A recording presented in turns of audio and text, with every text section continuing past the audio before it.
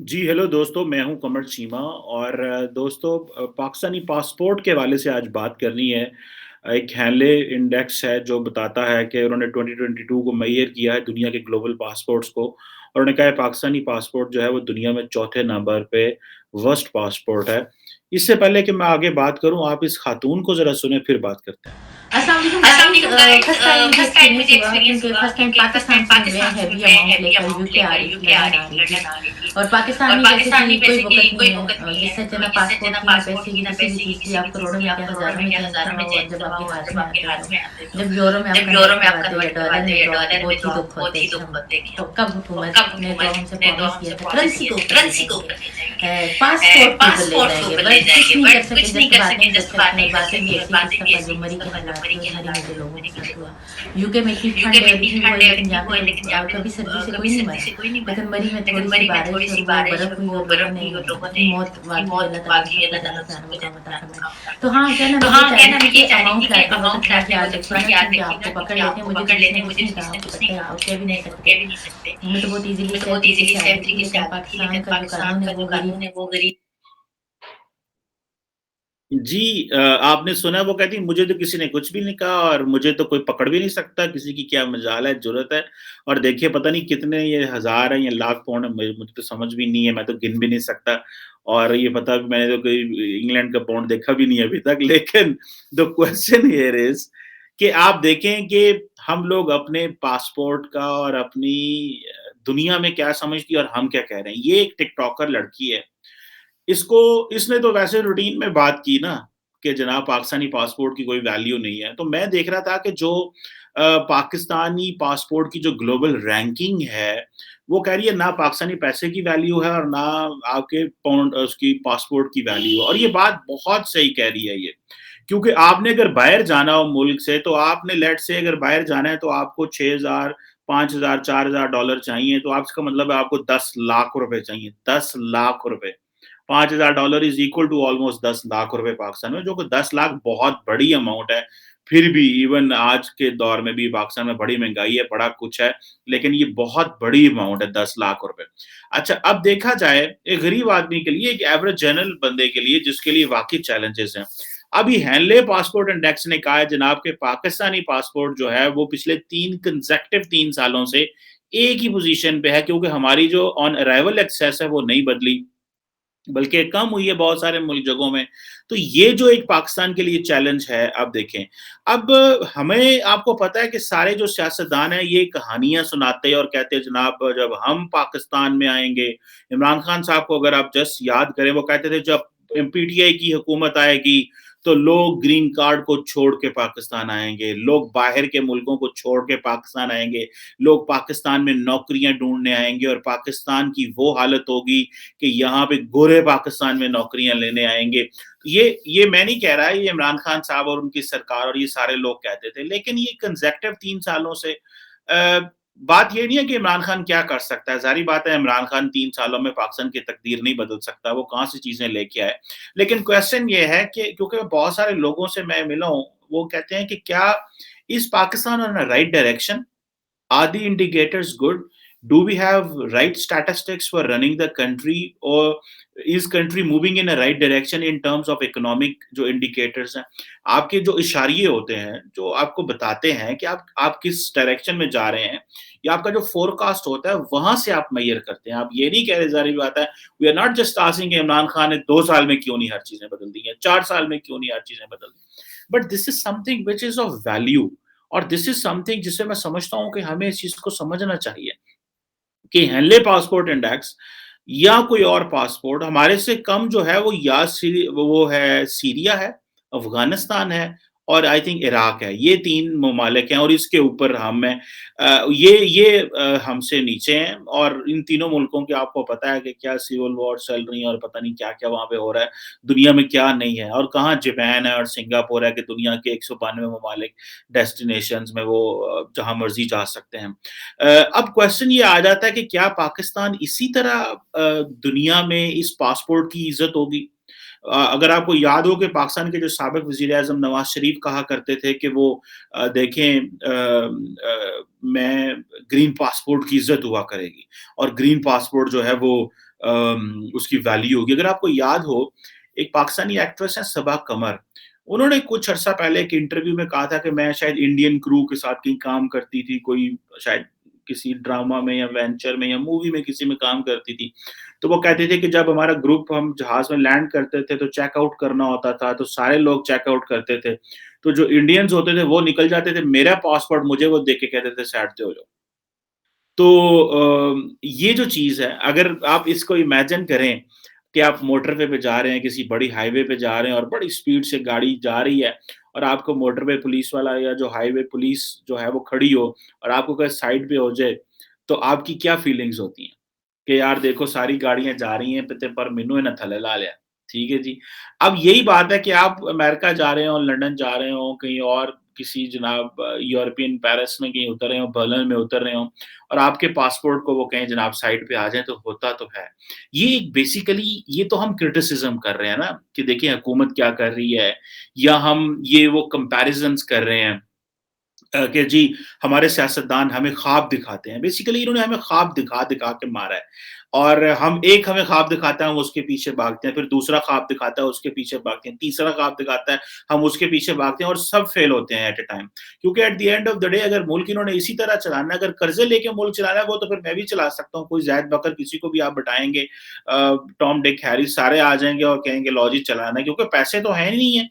Leadership तो होती है, लीडरशिप का क्या काम होता है? लीडरशिप देती है विज़न, लीडरशिप आपको एक डिफरेंट एनवायरनमेंट देती है, ठीक है जनाब? लीडरशिप ये नहीं कहती कि क्या उसे बोलते हैं हमें हमें किस तरफ जाना है, लीडरशिप हमें एक एक एक डायरेक्शन देती है, ठीक है जनाब? लीडरशिप हमें एक रास्ता देती है, हमें एक बताती है कि भई आपकी मंज़िल क्या है? हम किधर जा रहे हैं? हमारा मुस्तकबिल क्या है? मैं एक कुछ महीने हो गए हैं क्योंकि आजकल सारी दुनिया पाकिस्तान का रिव्यू कर रही है हर ममालिक फॉरेन पॉलिसी के हवाले से। तो कुछ महीने पहले मैं एक मिला एक साबिक वफ़ाकी वज़ीर से मिला, तो उन्होंने मुझे कहा कि मैंने कहा यार ये इमरान खान जो है ये मज़हब कार्ड बहुत खेल रहे हैं। तो उन्होंने कहा बेसिकली इमरान खान अनफॉर्च्यूनेटली है ही मज़हबी बंदा।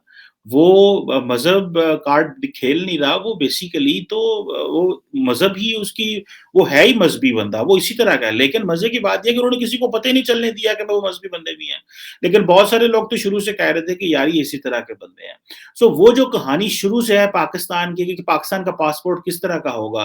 क्या पाकिस्तान का पासपोर्ट वो होगा जो हम कहते हैं कि पाकिस्तान ने एक आइडियोलॉजिकल नेशन बनना है या पाकिस्तान ने एक थियोलॉजिकल स्टेट बनना है या पाकिस्तान का पासपोर्ट जो है वो उसकी उसकी डिफरेंट हो सकती शक्ल होती है, उसकी वैल्यू होती है अगर हम मॉडर्निस्टिक, फ्लेक्सिबल एक प्लुरलिस्टिक इस्लाम जो है उसको अडॉप्ट करते हैं, ना कि हम एक थियोलॉजिकल या जो एक रिलिजियस इंटेलिजेंसिया है, वो उसके कहने पे हम जो है वो फॉलो करते हैं और अपना एक जो एक एक एक एक डिफरेंट हम दुनिया में आ गए हैं।